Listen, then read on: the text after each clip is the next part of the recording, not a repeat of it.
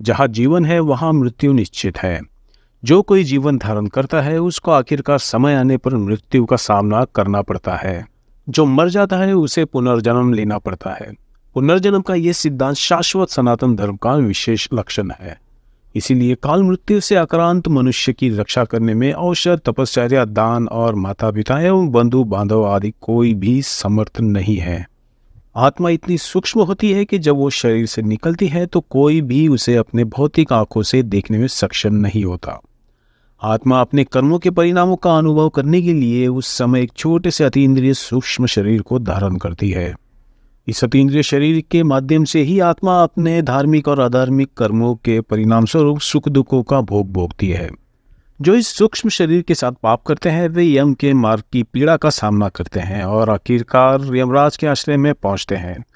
जबकि जो धार्मिक जीवन जीते हैं वे सुख का आनंद लेते हैं और धर्मराज के आश्रय में पहुंचते हैं। इसके अलावा ये ध्यान देने योग्य है कि केवल मानव मृत्यु के बाद अतीन्द्रिय सूक्ष्म शरीर को धारण करते हैं और यम के मार्ग के माध्यम से यमराज के समीप ले जाया जाता है। जबकि अन्य प्राणियों को ये सूक्ष्म शरीर प्राप्त नहीं होता, वे तुरंत दूसरी योनि में जन्म लेते हैं। पशु, पक्षी आदि योनियों के प्राणी मृत्यु के पश्चात वायु रूप में विचरण करते हुए किसी योनि विशेष में जन्म ग्रहण हेतु उस योनि के गर्भ में आ जाते हैं। केवल मनुष्य को अपने शुभ अशुभ कर्मों का अच्छा बुरा परिणाम ये लोक और परलोक में भोगना पड़ता है। अपने कर्मों के फलस्वरूप मृत्यु के पश्चात जीवात्मा सूक्ष्म शरीर धारण करके स्वर्ग या नरक भोगता है और तत्पश्चात उसका पुनर्जन्म होता है या उसे मोक्ष की प्राप्ति होती है। हमारे शास्त्रों पुराणों में मृत्यु का स्वरूप, मरणासन व्यक्ति की अवस्था और उसके कल्याण के लिए अंतिम समय में किए जाने वाले कृत्यों तथा विविध प्रकार के दानों आदि का निरूपण हुआ है। साथ ही मृत्यु के बाद और दो दैहिक संस्कार, पिंडदान, तर्पण, श्राद्ध, एकादशा, सपिंडीकरण, अशौचादि निर्णय, कर्मों विपाक, पापों के प्रायश्चित का विधान आदि वर्णित है। इनमें नरकों, यम मार्गों तथा यम मार्ग में पड़ने वाले वैतरणी नदी, यम सभा और चित्रगुप्त आदि के भावनाओं के स्वरूपों का भी परिचय दिया गया है। इसी प्रकार स्वर्ग, वैकुंठ आदि लोकों के वर्णन के साथ ही पुरुषार्थ चतुष्टय, धर्म, अर्थ, काम और मोक्षों को प्राप्त करने के विविध साधनों का निरूपण हुआ है और जन्म मरण के बंधन से मुक्त होने के लिए आत्मज्ञान का प्रतिपादन भी प्राप्त। इन सभी विषयों का एक श्रेष्ठ शास्त्रोक्त संकलन उपलब्ध है, गरुड़ पुराण। सरोद्वार में यह ग्रंथ 16 अध्यायों में संक्षिप्त है। प्राय श्राद्ध और पितृकर्म के समय परंपरागत रूप से इसका पाठ किया जाता है और आम लोगों के लिए ये गरुड़ पुराण के रूप में ही प्रसिद्ध है, लेकिन वास्तव में यह ग्रंथ मूल गरुड़ पुराण से अलग है।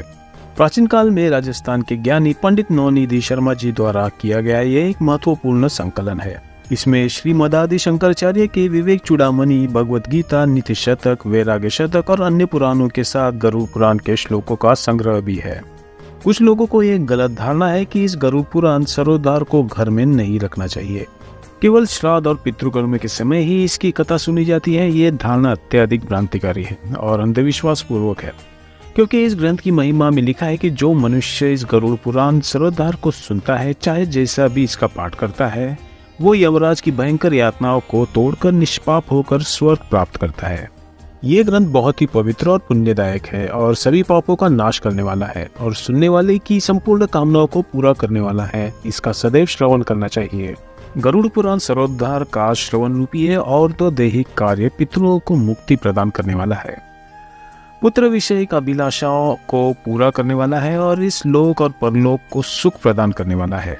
जो इस पितृतर्पण कल्प को सुनता है या सुनाता है, वे दोनों ही पापों से मुक्त हो जाते हैं और कभी भी दुर्गति को नहीं प्राप्त करते। वास्तव में गरुड़ पुराण सरोद्धार की समस्त कथाओं और उपदेशों का संक्षेप यह है कि हमें आसक्तियों का त्याग करके वैराग्य की ओर प्रवृत्त होना चाहिए और सांसारिक बंधनों से मुक्त होने के लिए एकमात्र परमात्मा की शरण में जाना चाहिए। ये लक्ष्य प्राप्त करने के लिए कर्म योग, ज्ञान या भक्ति के द्वारा कैसे हो सकता है, इसका विवरण इस ग्रंथ में दिया गया है। मनुष्य के इस जीवन के जाने के बाद अपने परलौकिक जीवन को कैसे सुखमय बनाए और समृद्ध बना सकता है और उसकी मृत्यु के बाद उस प्राणी के उद्धार के लिए पुत्र पौत्र आदि परिवारजनों की क्या करते हुए हैं, इसका विस्तार इस ग्रंथ में उपलब्ध है।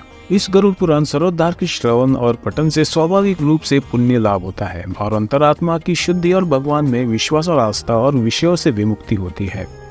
इसके साथ ही मनुष्य को ऐहिक और परलौकिक हानि लाभ का यथार्थ ज्ञान भी प्राप्त होता है। तदनुसार जीवन में कर्तव्य निश्चय करने की अनुभूति शिक्षा भी मिलती है। इसके अतिरिक्त पुत्र पौत्र आदि पारिवारिक जनों की परमार्थिक आवश्यकता और उनके कर्तव्य बोध का परिज्ञान भी इसमें उपलब्ध है।